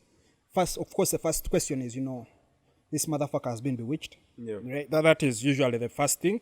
And then obviously the second one is, does he use Njaga? And again, Njaga is a very umbrella term for, if for everything you can be using. Yeah. Because they don't know what you're using. Yeah, exactly. Actually. Yeah. So that, yeah. But how do you, like, not just the guy who's suffering, who's going through this phase? Because I remember one of the things that I would tell, like, say the siblings I was talking to was, you know how, like, this is a burden to you. So guys would call me that, like, yo, but the guy has refused to shower. The guy is doing this weird shit. He was okay 5 minutes ago. Me, I'm tired. What that shit? And I'm like, you know, like how you're going through all this terrible shit. That guy is going through 100 times worse because he's at a place where he's questioning his own self-being. You know, that's up. And you know, like, how do you create, like, maybe systems, or how do you create, like, programs, for example, yeah, where you help not only him but also his environment, his immediate people, the people around him? It comes down to awareness. We have, if we are targeting 100%, I think mental health in Uganda, we might be on like 2%. We are so ignorant. People are so ignorant about mental health issues that when you talk about Butabika, they don't even know there's a drug. They don't even know there's ADU. There's a word for, you get, for the drug side of things. Yeah. They automatically think, oh, you're good at Dalu. Exactly. Yeah. They think you are on your own shit, and man, your wires just what? Yeah. They just crossed. Witchcraft. Yeah, witchcraft, what? There's so much superstition. Yeah. That has been brought down from previous generations. Because most of people's parents actually, yes, they were smokers, some took some weed, most are alcoholics. But this new generation, they have no idea. Like, the challenges affecting this new generation, the ones above us are oblivious to them. No offense. Okay, I see. No, I see what you mean. From And I people totally are agree. supposed to be creating policies in schools, because it starts with education. I mean, our whole education system in Uganda is a bunch of bullshit. Yeah, It's a bunch of bullshit. I totally agree with you. You get, we can't even sit here and sugarcoat. So many parents still think, send your child to school, get them a degree. Which job are they? Have you left employment for that kid to come? Because most people don't realize out here that we are competing with post parents. I see. Same resources, same facilities. That is why we are so impoverished in third world countries. We can't even look at ourselves as competition. Because it's like a tree. Usually, they would rot from the roots. But our tree rots from the top. The people at the top are very hopeless and unbecoming. They can't provide any solutions to the layman. They do not know the problem suffered by a layman. I mean, a rich person's child will become an alcoholic. They won't even know the term. They will just go to Nakasero, rent out the first floor, they rent out the detox floor, detox him, and the kid gets back to his life. You get? But if these people in those places knew that we can actually revise our curriculum, our education curriculum, incorporate some of these things, why not teach kids about addiction while they're still in school? Which is where most of them actually start picking up. Yes, this is where all our vices start from. Schools, homes, because you don't blame some of our parents. They acquired an outdated system of education. Yeah. Which system they still believe is their reality. Because they are living their dreams. I mean, they have constructed homes, they drive cars, some have businesses here, and they are living their dreams. They don't know that we can't live their same dreams. No offense, but the pressure on this generation is so much that I myself personally, I would not want to associate with mediocres. I mean, if someone's dream is to own a car, own a house, I mean, those are basic needs. No offense. That's accommodation, feeding, and housing. It can't be a dream. I need your dream to scare me. I mean, 3 years ago, I was talking about presidency. I was like, man, never know one day I can become president of this country. You call a relative and they're like, don't say these things on my phone. The government is hearing. Well, they're right. I mean, they are right. Did the Katumba paranoia start is at real. 24? Yeah, no, Katumba was a mediocre. No, it's okay, but he stood out. No, so if you want to be president, that's very different from wanting to stand as president. I'm just telling you about people's dreams and ambitions. No, I agree. Because our level of education, first of all, teaches you to be a job seeker. People do not know this till they have actually graduated. They only come to realize that, hey man, the things we used to joke about are actually real. Our dreams are so myopic in our ordinary Ugandan setting. That is why you find people thinking that going out every day 24/7 or every weekend is vibes. I mean, it's a narrative. Yeah, It's a facade. People are depressed because they can't see past their nose. Some people don't even know when they're next, because they're living paycheck to paycheck. It's their lifestyle. All they do is work, eat, party, sleep, repeat. So I don't know if you've heard of the system in Portugal, right? In Portugal, they've legalized. I think the word is delegalized or something. So in Portugal, it's not illegal to use, right? Although it's not also legal. So it's not criminal. They've decriminal. It's not legal, but it's not criminal. Yeah, I think that's the right word, right? So what happens is you set up an institution, for example, then Joe, you're running, yeah? And you set up like homes for people who, say, are addicted to, say, heroin, for example. There's that strong substance stuff, but who want to get off. And in this, Michael Jackson, like in his last days, he had like a doctor who would prescribe him just the right amount of heroin, to keep him going because he was managing his addiction, sort of, but apparently he also overdosed, right? You can never manage an addiction. So, no, but this is working in Portugal. That's what I'm actually saying, right? In Portugal, what they're doing is you can set up an institution, yeah, that picks these druggies off the streets, most of the homeless people who are like addicted, put them in the institution and treat them, winning off, what you call winning off, right? Treat them with a managed dose until they recover. And they start like a full rehabilitation process. They go into like now normal rehab, and then they go to like the next stage of like, recovering in society and stuff like that, right? But the first stage they do is, because they're allowed to like you can purchase heroin. The first stage they do is you can purchase heroin as an institution, bring all these people who are addicted, come in and have like real doctors administer these drugs with like the hygiene is kept. Most of the stuff that makes using, say, drugs like heroin dangerous is the hygiene around like syringes and stuff like that, right? But most of those small things, institutions like this are able to like curb. So, I've always thought of that as well, as because most of the people who say recovering from addiction means stop. Yeah. For me, from reality of life, I know recovering always means reduce, right? Reduce until at a point where you feel you're comfortable enough to be, to live, to exist without like overdoing it. And this is working in Portugal. Portugal right now register. Yeah, go ahead. There's so many things we can actually talk about from what you've said. Yeah.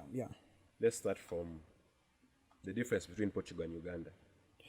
Yeah, I'm not going to buy the culture idea not at even all. the culture idea. Okay. I mean, do you know what it would take to go to a ghetto in Uganda? Because let's say 70% of most of the people in the ghettos are actively engaged in marijuana usage. Yeah. So when you tell me you are going to open up homes, recovery is not just about getting the person to stop. Stopping is easy. Yeah. Sobriety is the hard bit. Yeah. That is why I want to disagree with you when you say recovery is stopping. You make a conscious decision to stop. Okay. Because when you're an addict, you're either sober or not sober. It's like telling an alcoholic who has liver problems. You get it? They have told him stop drinking, but because he's still an addict and he's still in recovery, he still needs to take his whiskey. He's going to die. Yeah. If you're blessed, you are using marijuana. Other people do not have your leeway. Because class A substances, sometimes you do not have, there's no plan B. In that whenever you use, it can be your last time. Yeah, right. And whenever you're telling someone, you know what, we can win you off till when? No, so I'm saying this is working in Portugal. So this is like not me arguing with you. This is working in Portugal. Yeah. But we have to take into account they have different resources from us. Recovery is not only just about stopping, but reintegrating people into society. We are very poor. Yeah. So you're saying in a world where we had the resources that Portugal has, this would have been viable? I mean, if I had $1 billion, why not engage in philanthropy? Do you think how many philanthropists do we have in Uganda that have money to spend? Because treating an addict is very expensive. Trust me, there are recovery homes in Uganda, not even rehabilitation homes, but recovery homes in Uganda. And if you don't have 1.5 million shillings a month, what's the difference between recovery homes and rehabilitation? Oh, a recovery home, you have a lot of leeway.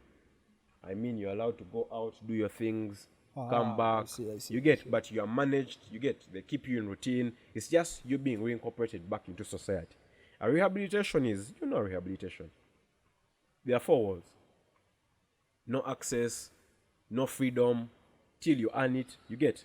So, and recovery home is the one would actually, our NGO, the one we actually put forward. The fee is a bit on the high side, not on the high side, but I mean it's 2.5 million a month. Oh, I see. Wow. So how many people can actually afford? I see. You get. So we should stop praising the Western ideals and saying these things are okay. When it's starting out, it's very cheap. But the repercussions of mental health are severe and dire. I lost a brother of mine earlier on this year. He was an addict in recovery. But he gave himself an excuse. It doesn't take relapse. It's a sign of the sickness remanifesting itself.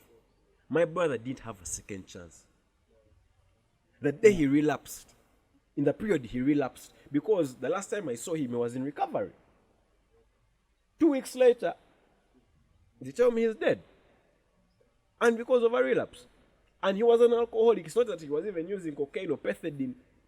Mere alcohol that you get on the street for 1,000 Uganda shillings. So we should stop engaging in guilty pleasure. We should separate right from wrong and know that drug use and alcohol misuse are very harmful to your health. Not only your physical health, but your mental health. Because your body may recover fully, but some of the effects to your mind I agree. Are actually very permanent. I agree. Yeah, so as we conclude, by the way, what percentage of this do you blame on the structure of our society, right? For example, you talked about the ghetto and you talked about the tree rotting from the leaves from the top, right? Most of the people in Uganda know that merit alone cannot make you, right? And this is not like a rumor. This is sort of a strong so many belief. first classes are seated at home Exactly. and peddling. Yeah.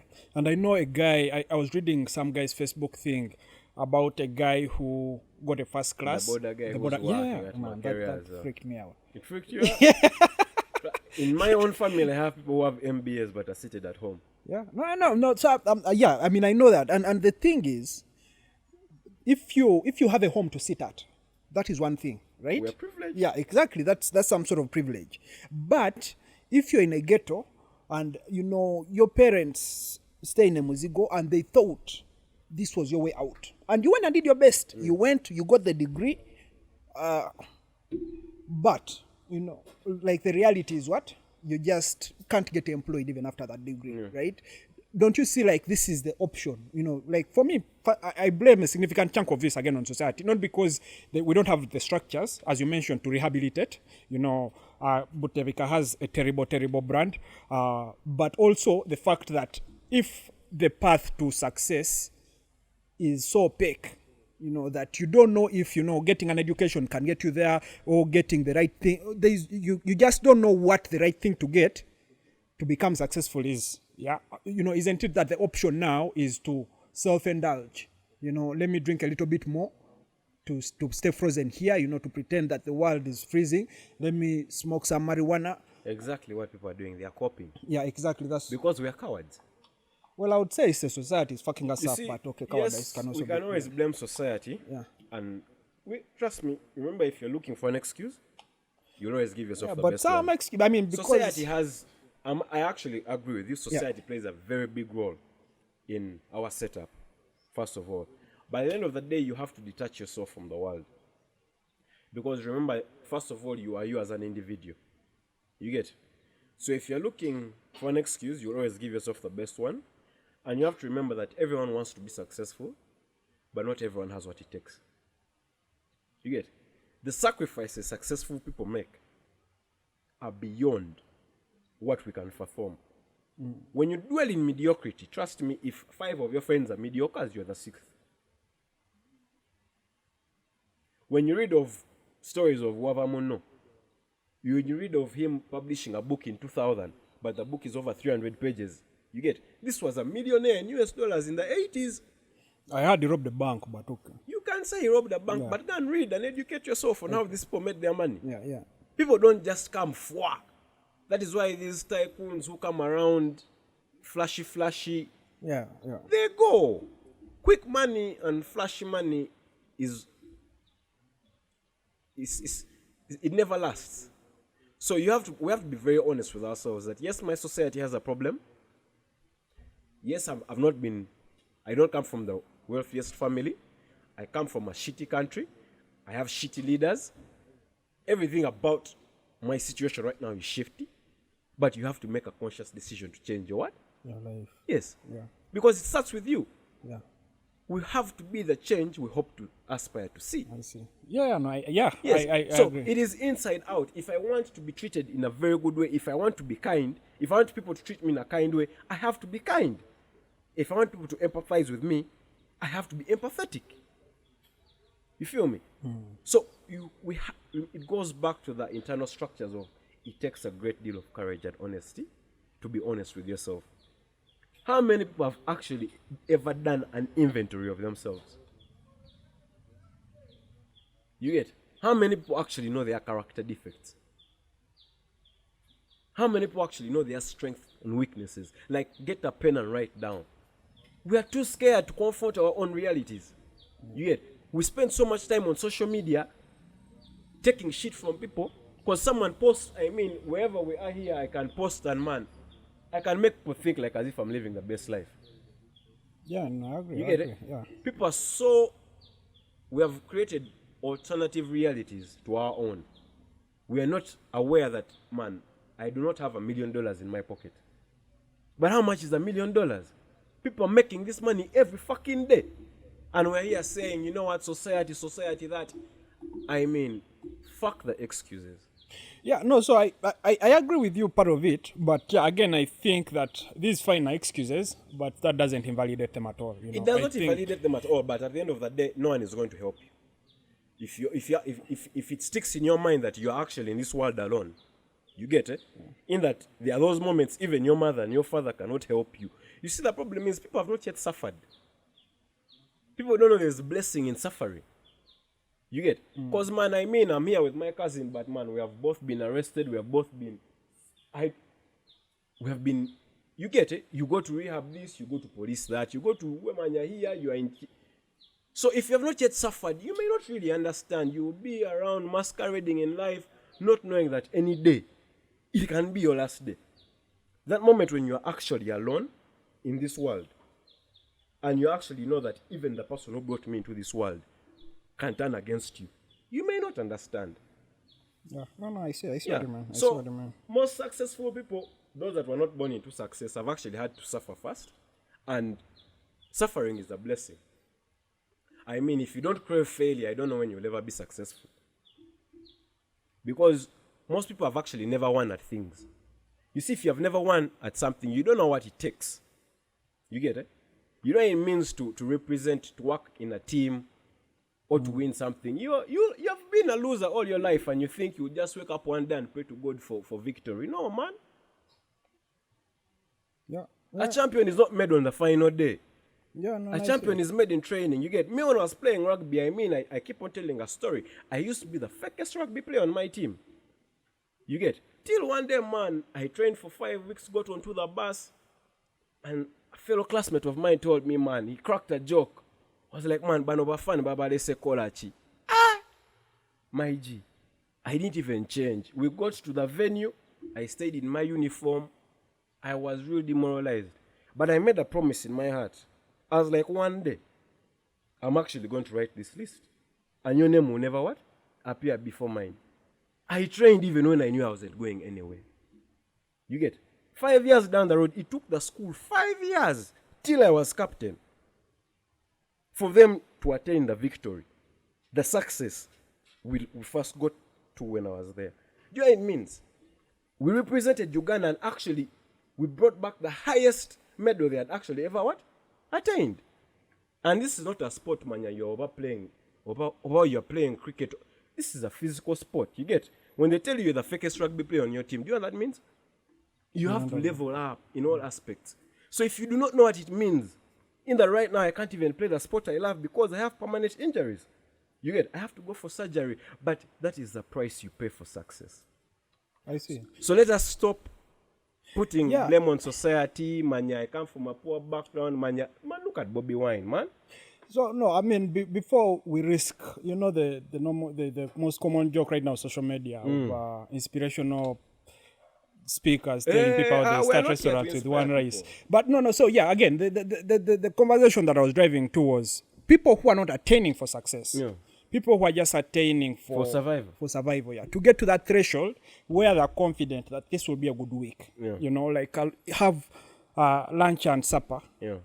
For the next 5 days, yeah. Like for me, those are people I'm looking at. Of course, yeah. The impoverished. Yeah. The people who have been cheated, people who cheated maybe is not the right word. People who cheated. People who have been cheated. Who are fallen in victim. society, yeah. People who are poor, but not because they are lazy, right? But they are poor because they just don't have access to the opportunities. They work hard. They've done everything they've been advised to do. But they're not naturally creative. That's again, you blame God also, right? They don't have like the creativity to make Bobby Wine's music or blah blah blah. But they've done the basic things they've told them to do. Go to school, the guy has gone. Get a degree, the guy has got a degree. Look for a job, the guy goes to Kampala Road every day to find a job, right? Those people, there's still a significant number of those people who still don't make ends meet. And the only alternative for them is, you know what? Do drugs. Yeah, let me drink drink alcohol. Like drugs may be even a big thing. Let me drink alcohol. Drink your PDD, your Kasese and Bikawa. You can but drink. I mean, kudos to them. I mean, not everyone is blessed. It depends on your perspective. Yeah. Because, your perception of reality is what you make it. If you believe the world is against you, it will be against you. I mean, everything starts from the mind. Our thoughts, our actions. I mean, we have 24 hours a day. You can blame whoever you want to blame. All in all, poverty can also be your challenge from God. It can be decreed upon you that you'll be poor till the day you die. But I mean, people define success differently. Yeah. You don't necessarily have to have a lot of money to be successful. Because, society has... Fuck society sometimes. I mean, I run a personal campaign, I told you. The boss campaign. Build habits of success. I have 4 aspects I work on. The body, the mind, the spirit, and my social life. I mean, social life that includes finances and all that. But that's a by the way. I still have 3 other aspects of success that can make me happy. Mm-hmm. I mean, we also have to come down and accept our own reality that, yes, we want to be the next Zuckerbergs or whatever, but you may not be. Yeah. Most likely you won't be. So be content. I mean, if you're married, you will definitely not have the most beautiful woman or husband out there. You just have to be content with where you are. But it comes from accepting your reality and making a conscious decision to change it. Because no one, and this is a guarantee, no one can pretend to care about you more than you care about yourself. Yeah, no, I agree, Fahad. Yes. I so totally agree. whenever I see poor people struggling, I mean, we're empathetic. I feel bad. But man, I can only do so much. Yeah. I say a small prayer for them and I move on. I mean, I'm also struggling, man. I also want to construct my own skyscrapers. We're not here to uplift everyone. Sometimes you have to let people go. I see. You see, here, those people have not yet suffered enough. No offense. But some poor people who have been poor for the past 10 years. I mean, how do you be poor for 10 years? So what do you want the guys to commit suicide? No. Let them first suffer. Properly. 10 years is not yet enough suffering. No, sometimes it's not enough. Because the Lord doesn't give you more than you can chew or afford. I mean, if you have been poor for 10 years, clearly you have showed your will to survive. Yeah, I see. You get it? Yeah. So first suffer properly and the world molds you to that point where you be like, you know what? You get it? I also want to eat some chicken. Trust me, in that moment when you have made a conscious... People keep on lamenting. They don't decide. They lament. Man, Kampala, Uganda, Museveni, what? Museveni, this. Man, do you? Yeah, I mean, you can do you and Yes. Museveni still takes your land. Takes your land. Oh, do you know how much land he has for Sevo to think about you? Ah, but it does take people's land. Are you saying we're delusional? Auntie, the thing Yeah, is, so you can do you if- and it still you takes see, your life. if So I'm the saying, Lord- no, I'm saying. If The question, by the time you have land, yeah. you're not poor. No, So those are people that are out of the question. But people have to suffer. the thing is, again, the reason it was important that we sort of critique society a little bit Yeah. on why it's a big cause of the situation, because most of the critique of like society could be prescriptive, right? Yeah. If you say, for example, that one of the big things that for me piss me off is Butabika, the state of Butabika, yeah, and it being sort of almost the only one government institution that handles this, right? But when we look away from this, right, and like most people, when they get to this mental situation, when they get like mentally ill, either from drug use, alcohol use, or other factors, right? Genetic issues or other factors, something else. Butabika is used as a threat. What your parents would do is, you guy, you're mad, eat food, or tomorrow I'll take you to Butabika, right? So like, if we have like, this is a public institution, we pay to actually sustain. When you buy sugar, part of your tax goes to making Butabika stay alive, right? If we have a society that is sort of rotten, rotten to the extent that even us, people who are recovering, will recover and get to a place where we're well off. But instead of saying, you know what, if I'm to, this would have been a better process for me. The recovery process would have been better for me if there was an institution that would help better. But if we look at it from like where society has failed us, and instead point to the victim and say, oh, why are you poor for 10 years and things like that, that again is not very prescriptive. And you may be right, people are poor for 10 years, maybe it's their fault, but that is not helpful at all, right? What would be helpful is, what are those things that you think society can do, right? Society can do. And for me, again, one of the things I point out is, let's build the institutions, but also, let's educate the caretakers and the homes. If you find homes, people are struggling with, say, a mad person, how do you educate them enough to know that he's still a person, right? And things like that. What are those small things you can do in society to get this shit to work better for people We need, with mental health? as I told you, we're fighting ignorance. Yeah. Society, yes, has a very big role to play. We will never downplay the effect of society and how bad the situation is in Uganda, because the rate unemployment is ripe. I mean, if the mango is supposed to be ripe, I think now it's even rotting. Yeah. You get it? But it comes down to individuals. Does it though? I'll always tell you it comes down to individuals. Because when you suffer and they have taken you to Butabika, my friend, you are there alone. Yeah. For you, by the time you reach Butabika, if it does not click that you have a problem, you actually really do so I'm deserve talking to about stay there. people who have, and again, I'll say my addiction brought psychosis, right? Now when you get into that manic state, Yeah. sort of what is real and what is fiction, Yeah. kind of fuse a little bit. Grandiosity Yeah, and all yeah, those and things all are that really stuff, right?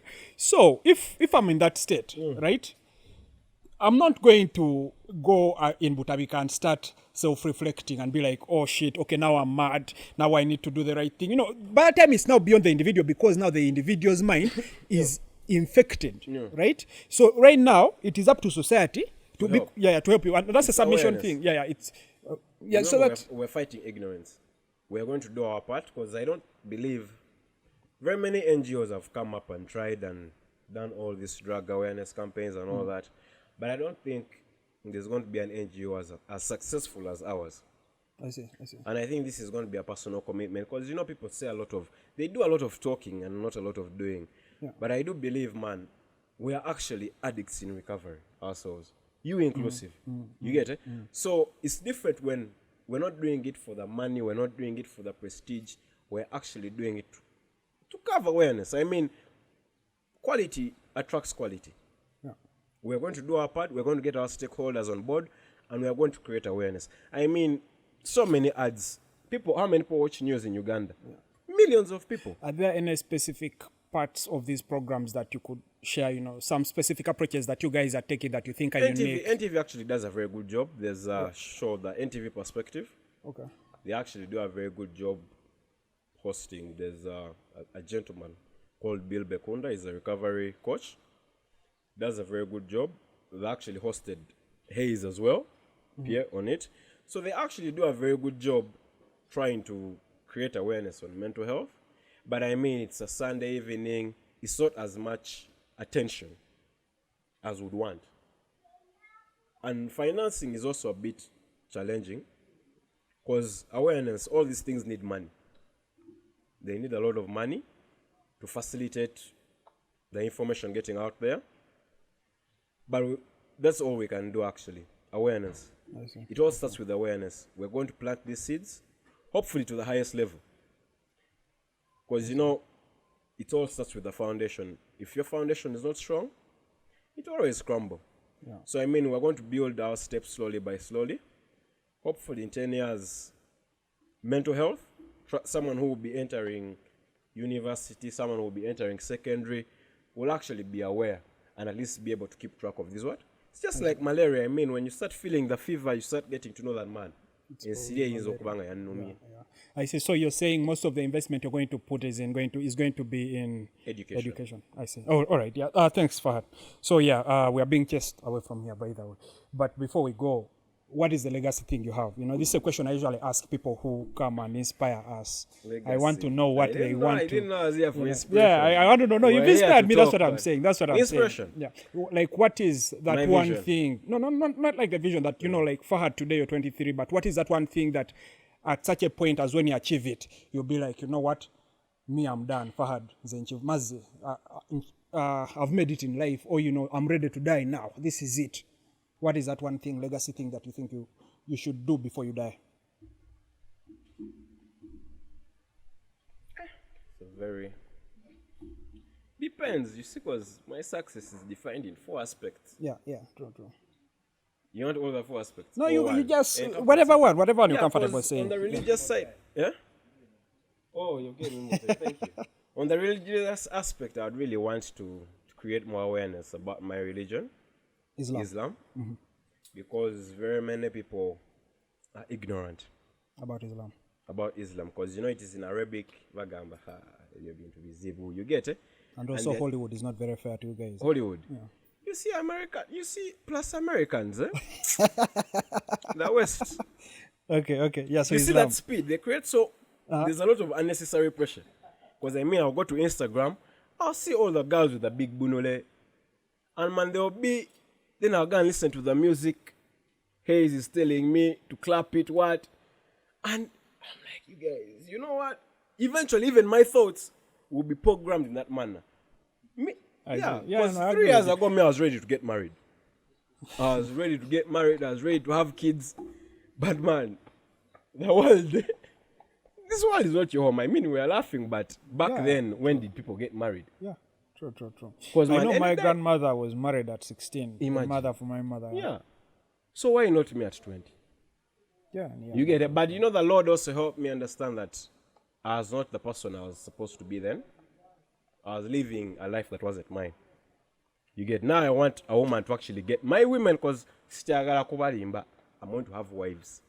You're Muslim. Yeah, that is also setting the distinction. You see, people get things twisted to what wakatandika, and you think it's a joke. I'm telling you, and they're like, so we need to start practicing these things openly. I see. I mean, if I'm dating her, let her know that man. On Tuesday, you on a different day. So that man, once we eventually get married, she will know she signed up for the what? For the major league. Yeah. So I also want to create awareness for Islam in my country. I want to help. Sports is actually very underfunded, yet we have so much talent in Uganda. Personally, if we can get health insurance in Uganda for sports, I'd actually be very grateful in that respect. And also create awareness. Very few people actually engage in things that benefit their body. You get? Because someone who works out, someone who jogs twice a week, thrice a week, you can't compete with me, man. People who have done sports are actually very successful people. Successful in what? Running or doing other things? Minus those that are impoverished and just doing it for laissez-faire. But I'm talking about the holistic individual. Because when you go to Legends Rugby Club, you see them. Okay. Then on the mental aspect, I actually hope to really empower my country to attain a level of quality, free healthcare. Oh, I see. Okay. Hopefully. Yeah, But I majorly think that's a noble dream, actually. on the mind side, actually. Okay. We need to have another Butabika, but on a level that is not stigmatized. True. Yeah. So hopefully by the awareness would have created 10, 20 years down the road, some of these things won't be issues. And because not only does the addict suffer, but also the people around them. Because remember, addiction is a family disease. And everything related with mental health is actually a family disease. There's so much trauma. No, the addict gets punished actively for the rest of their life till they actually make a decision to change. And the family also incurs shame, stigma, the financial implications. You get? So that is one of my goals as well. Then on the social bit, I mean, in 10, 20 years, hopefully, we shall be teaching people how to create real wealth. What is real wealth? Real wealth. Real tangible assets. Like, I mean, you don't even have to work. Financial freedom. Bitcoin. Bitcoin. Not those are... What are you saying? Western Yeah, first ideas. explain to me what I real mean, wealth you means. look at this establishment. This is, we're going to be teaching people how to build houses. Real estate, I mean. Real Okay, I estate see, development. Things that are really, really tangible. And how is that different from what people are doing right now? Who is teaching you? No, me, I'm not interested, but I'm sure this guy, someone taught him. The girl built Someone taught him. Yeah. Can you link us up? Do you know what it means for this guy to give you time? He was on the podcast. No, I'm saying like someone to give you time. You know, mentorship is very underrated in this country. How many people have actually gotten mentors that can actually show them the ropes? I see. That we actually have mentorship classes. Come and learn how I did it. You get it? Wealthy people, so that they're stingy with their wealth and knowledge, but I mean, he really worked so hard for it. Some of They're them so really busy. don't They're so see at like that super level. busy. Yeah. Yeah, so me, not super busy yet you're wealthy. Yeah, people are busy. No, Again, no. You see, wealthy people, there's a difference between a wealthy person and a rich person. Who do you know is wealthy, for example, so I can assure you how busy they are? Bill Gates, you think Bill Gates is wealthy? Bill Gates. Do you think he's wealthy? Are we still talking about Bill Gates, you guys? Is he rich or wealthy? He's No. wealthy. Yeah, exactly. So I'm saying Bill Gates is probably one of the busiest people Busiest people. in the world, yeah. He's doing things he loves. If you're doing No, I things mean, it you love, doesn't you're matter not whether busy. you love it or not. you're busy. Philanthropy has nothing about being busy. Yeah, I think it doesn't. I mean, he's out there philanthropy very donating much. money. Let's accord respect to people's time. A rich person is a person who has to work every day. If you don't work, you don't make that paycheck, your bank account won't increase. A wealthy person not only has money but has time. And wealthy people mentor. Rich people don't have time to mentor. They're still chasing the bag. I see. So on the social aspect, hopefully in 10, 20 years, we shall be teaching people how to make real wealth. Because I've been blessed, I have a mentor, and it's real life. I see. Yeah. Okay. So those are the four. And if people wanted to reach out to you, reach out to your institution, you know, the how? institution. Yeah. How do they go about that? The Wait, institution. you're not yet willing to mentor people. You're already. It's chasing very away. hard to mentor someone in something you're not yet proficient in. Okay. Let's talk about the institution then. I If mean, I people can wanted mentor you in some other aspects of life, but the wealth bit, I'm not yet in eight to- figures. I say no. Like people want to get wealthy. Those ones they can come to me. Send them to me. Yeah, those ones I said them yeah. to you. I can actually But come no, I myself. mean, like people who want to like talk about recovery and all that. People who Oh, you know yeah. where you have the expertise to like. Yeah. From my personal story, Yeah. there's so many. Twitter, Okay. What's your Twitter handle? Fahad bin Mohammed. Okay. The bin is not the other guy also. No, Bin is Fahad, son of Muhammad. My see. father is called Okay, Muhammad. okay. Yeah, so just Fahad bin Muhammad. And you can reach me on my private line, not Yeah. the business one. We'll just put that on, Yeah, on the so- screen. So yeah, what about the institution? What like There's I'm the Hayes Foundation. We have our handles up. We have Instagram. We have Twitter. Very soon we're opening up a YouTube channel, and very soon we're actually going to have a WhatsApp group, support group, where people can actually come and share views and talk about relevant issues. yeah. Thanks a lot, Fahad, for this conversation. Yeah, this I mean it has jumped around, but I feel like we got some. tried. Yeah.